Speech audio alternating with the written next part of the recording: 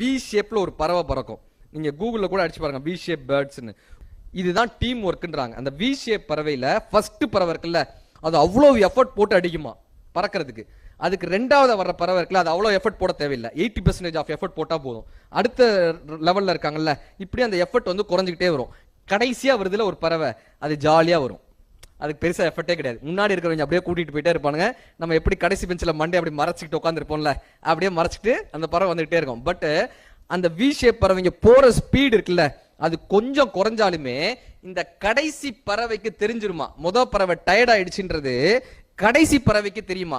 இந்த கடைசி பறவை உடனே என்ன பண்ணுமா, டக்குன்னு போய் தான் தலைமைத்துவத்தை எடுத்துட்டு அந்த பறவை ரெஸ்ட் எடுக்க அனுப்பிடுமாங்க. அது போய் ரெஸ்ட் எடுக்க அனுப்பிடுமா. இந்த பறவை பின்னாடி வந்துடும், இந்த பறவை போய் எடுத்துரும். எவன் ஒருவன் அந்த தலைமைத்துவத்தை தான் எடுத்துக்கொள்கிறானோ அவன் என்றைக்குமே ஒரு குழுவினுடைய தலைவனாக இருக்கிறதுக்கான முழு தகுதி அடைந்தவன் தான். லீடர்ஷிப்